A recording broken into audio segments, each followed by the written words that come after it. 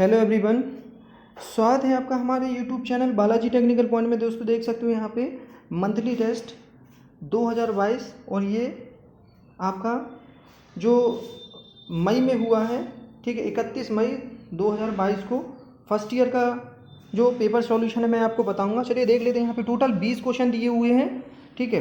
अभी तक जिन बच्चों ने मेरे चैनल को सब्सक्राइब नहीं किया वो चैनल को सब्सक्राइब जरूर करें और अपने दोस्तों को शेयर करें, लाइक करें और बेल आइकन पे प्रेस करें ताकि ऐसी ही अपडेट आपको समय समय पे मिलती रहे। सारे क्वेश्चन अटेंड जरूर करें, स्किप बिल्कुल भी ना करें। देख लेते हैं पहला क्वेश्चन क्या दिया हुआ है। शुष्क सेल होता है जो ड्राई सेल होता है, हमें पता होना चाहिए दो प्रकार के सेल होते हैं, एक होता है प्राइमरी सेल, एक होता है सेकेंडरी सेल। प्राइमरी सेल शुष्क सेल होते हैं जो घड़ियों में डलते हैं हमारे, और जो हम वॉच पहनते हैं उसमें डलते हैं मरकरी सेल होता है जैसे, ठीक है। और सेकेंडरी सेल वो सेल होते हैं जिनमें हम बैटरी का यूज करते हैं, जिनमें पानी का एसिड का यूज करते हैं, जो इन्वर्टर में यूज करते हैं, वो सेकेंडरी सेल के अंतर्गत आते हैं। तो यहाँ पे उन्होंने पूछा है शुष्क सेल क्या काम करता है। तो शुष्क सेल हमें पता है रासायनिक ऊर्जा को विद्युत ऊर्जा में परिवर्तित करता है। तो option number B is right हो जाएगा हमारा, बी इज राइट। अगला क्वेश्चन देखते हैं यहाँ पे इंडक्टिव सर्किट, एसी सर्किट हुआ है हमें पता है आरएलसी होते हैं। तो एसी इंडक्टिव सर्किट में यहाँ पे इंडक्टिव सर्किट की बात चल रही है तो वोल्टेज लीड करता है, करंट लीड करता है, वोल्टेज करंट सेम फेज में होते हैं या लैग करता है वोल्टेज। तो हमें पता है कि एक वोल्टेज इंडक्टिव सर्किट में क्या करता है, वोल्टेज इंडक्टिव कैपेसिटिव की बात नहीं कर रहे हैं यहाँ पे, इंडक्टिव सर्किट है तो वोल्टेज क्या करेगा, लीड करेगा, और वो भी 90 डिग्री। तो यहाँ पे अपना ऑप्शन नंबर 1 इज राइट हो जाएगा। तो वोल्टेज इंडक्टिव सर्किट में लीड करता है 90 डिग्री, ठीक है। अगला क्वेश्चन देख लेते हैं। अगला क्वेश्चन बोला है क्वेश्चन नंबर 3 अस्थायी वायरिंग। हमें पता है दो प्रकार की वायरिंग होती है, एक स्थायी वायरिंग होती है और एक अस्थायी वायरिंग होती है। स्थायी वायरिंग में वो वायरिंग आती है जो हम घरों में करते हैं या कंड्यूट पाइप के द्वारा करते हैं, पीवीसी या वायरिंग करते हैं, ठीक है। और अस्थायी वायरिंग जो वायरिंग होती है जो कम समय के लिए होती है, जैसे हम शादी विवाह में या कम समय के लिए जन्मदिन पार्टी में कम समय के लिए जो यूज करते हैं वो अस्थायी वायरिंग के अंतर्गत आती है। तो अस्थायी वायरिंग का यहाँ पे टाइप बताना है तो फ्लेक्सिबल वायरिंग एक ऐसी वायरिंग होती है जो अस्थायी वायरिंग होती है। अगला क्वेश्चन देख लेते हैं। क्वेश्चन नंबर ये बहुत इंपॉर्टेंट है, इसका फुल फॉर्म कई बार पेपर में पूछा गया है तो इसको जरूर याद करें। SPST इसका फुल फॉर्म भी आता है, ये फुल फॉर्म आया हुआ है। तो SPST का आपको फुल फॉर्म बताना है तो सिंगल पोल और सिंगल थ्रो।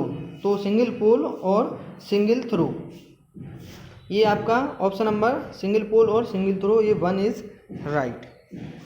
अगला क्वेश्चन देख लेते हैं। Question number 5।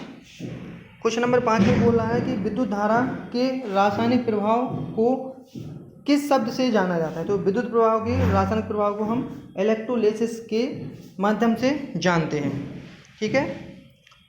ये एक बैटरी से क्वेश्चन था। अगला क्वेश्चन देखेंगे हम क्वेश्चन नंबर 6। जो भारतीय विद्युत अनुसार जो सॉकेट होता है उसकी क्षमता कितनी होती है। तो इस क्वेश्चन में काफ़ी सारे कन्फ्यूजन बने हुए हैं क्योंकि कुछ बुक्स में 60 वाट दिया है, कुछ में 100 वाट दिया है। मैं आपको बताना चाहूँगा कि वैसे सॉकेट जो होता है वो 60 वाट का होता है, लेकिन क्वेश्चन देखिए उन्होंने किस तरह से पूछा कि सॉकेट की क्षमता कितनी होनी चाहिए। तो ऑप्शन बी इज़ राइट, और यही आंसर की में और यही सारे क्वेश्चन अभी जितने गवर्नमेंट एग्जाम हुए हैं उनने भी ऑप्शन बी सही माना है, यानी कि 100 वाट। तो क्वेश्चन को ये देखना है आपको किस तरह से पूछ रहा है। यदि वो पूछता है कितनी क्षमता होनी चाहिए तो 100 वाट होनी चाहिए, वो कितनी क्षमता होती है तो 60 वाट एक सॉकेट की होती है। अगला क्वेश्चन देखेंगे मैं, क्वेश्चन नंबर 7 पूछ रहा है कि इंटरनल वायरिंग जो आंतरिक वायरिंग होती है वो क्या होती है। तो इसमें भी बहुत सारे बच्चों का कन्फ्यूजन बना हुआ है क्योंकि वो समझते हैं कि इंटरनल वायरिंग वो जो ज़मीन के अंदर वाली वायरिंग होती है वो इंटरनल वायरिंग होती है। तो मैं आपको बताना चाहूँगा इंटरनल वायरिंग वो वायरिंग होती है जो भवन के अंदर की जाती है या मकान के अंदर की जाती है, तो वो सारी वायरिंग वो आंतरिक वायरिंग कहलाती है। तो क्लीट वायरिंग हो या कंड्यूट वायरिंग हो, सीटीएस वायरिंग, ये सभी वायरिंग इंटरनल वायरिंग के अंतर्गत आती है। तो option number 4 is right, all of this.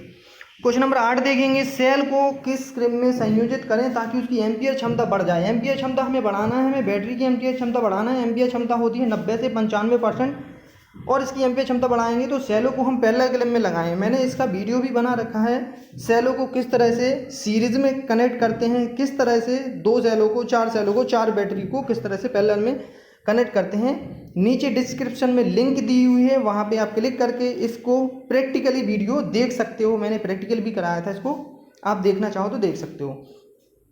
बाकी आपको ये सारी चीज़ें याद होना चाहिए क्योंकि ये सारी चीज़ें पेपर में आती है। अगला क्वेश्चन देखेंगे, क्वेश्चन नंबर 9। 120 एम्पियर आवर की क्षमता की बैटरी है और 8 एम्पियर करंट कितने घंटे प्रवाहित करेगी। तो सीधा फॉर्मूला होता है, जो टोटल एम्पियर आवर होता है उसमें अपन को करंट का भाग दे दो 8 का, तो 15 × 20 = 100, तो ये 15 घंटे अपनी प्रवाहित होगी करंट। अगर 120 एम्पियर की जो बैटरी है और 8 एम्पियर अगर हम देते हैं तो वो कितने घंटे चलेगी, 15 घंटे चलेगी। क्वेश्चन नंबर 10 देखेंगे हम, प्रत्यावर्ती धारा की दिष्ट धारा में परिवर्तित करने के लिए, मतलब एसी को हम डीसी में परिवर्तित कर रहे हैं तो हमें किसकी ज़रूरत पड़ेगी, रेक्टिफायर की।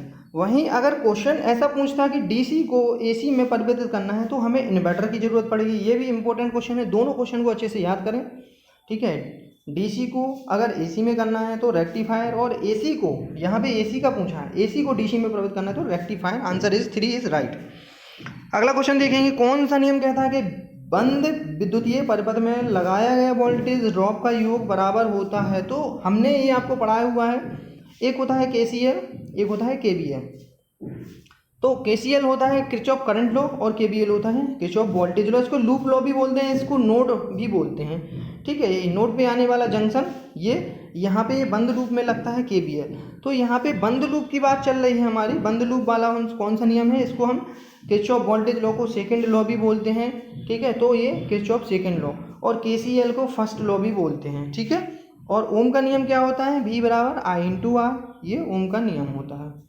अगला क्वेश्चन देखें, लिखलेंसी सेल में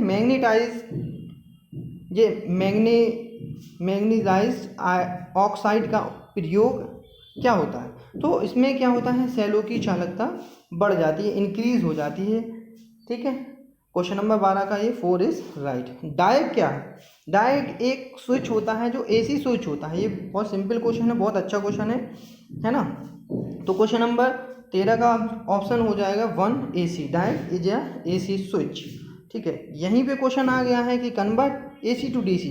अगर एक AC है, ऊपर वाला ही क्वेश्चन ही सेम ने पेस्ट कर दिया, कॉपी पेस्ट, AC को DC में परिवर्तित करेंगे तो रेक्टिफायर की जरूरत पड़ेगी। वहीं ट्रांसफार्मर क्या काम करता है, AC को AC में ही परिवर्तित करता है, लेकिन निम्न वोल्टेज से उच्च वोल्टेज में, उच्च वोल्टेज से निम्न वोल्टेज।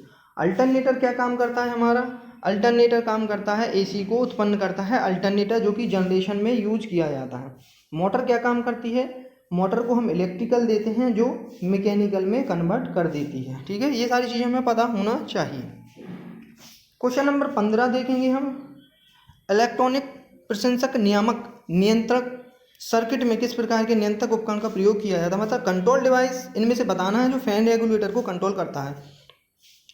तो ये अपना ट्रैक हो जाएगा, ये ऑप्शन इज राइट, ट्रैक, ठीक है, जिसमें 3 टर्मिनल होते हैं ट्रैक में, तो ऑप्शन नंबर 3 इज राइट।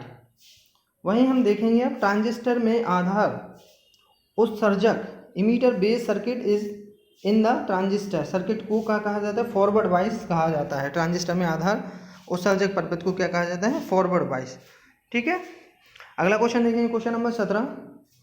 तो 2.2 लेड एसिड बैटरी किस प्रकार की सेल का रूप है। तो हमें पता है कि सेकेंडरी सेल जो होता है उसका जो विद्युत वाहक बल होता है 2 से 2.2 भी हो सकता है, तो ये ऑप्शन नंबर 2 इज राइट। अगर वहीं हम प्राइमरी सेल की बात करेंगे, जो ड्राई सेल होता है, सूखा सेल, 1.5 वोल्ट होता है। Induction type single phase energy meter, इसमें आपको बताना है तो क्या होता है induction single phase energy meter, 1 watt hour meter. Option number 2 is right, ठीक है। क्वेश्चन नंबर 19 देखेंगे, बहुत अच्छा क्वेश्चन है, बहुत इंपॉर्टेंट क्वेश्चन है।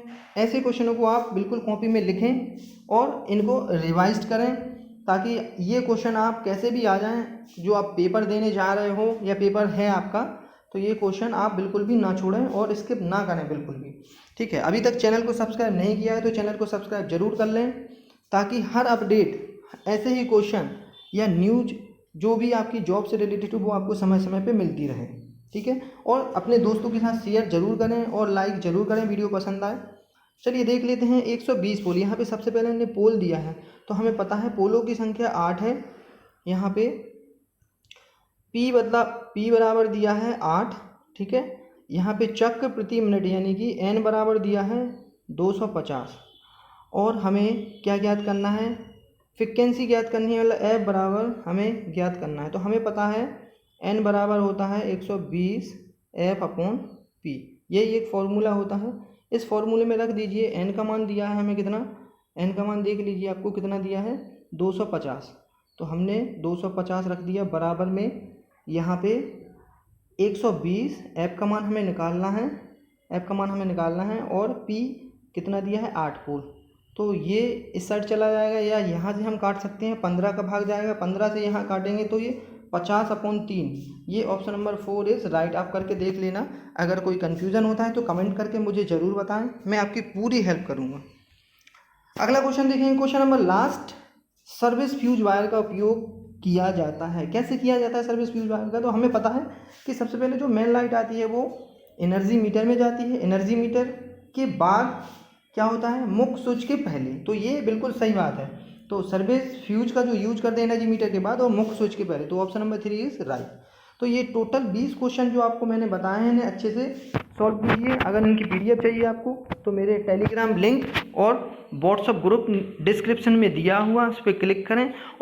और भी वीडियो डले हुए हैं जो फर्स्ट ईयर सेकेंड ईयर के, उन्हें आप देखना चाहते हैं तो डिस्क्रिप्शन में लिंक दी है, उस पर जाके क्लिक करें, वहाँ से आप बिल्कुल देख सकते हैं। तो आज के लिए बस इतना ही, धन्यवाद।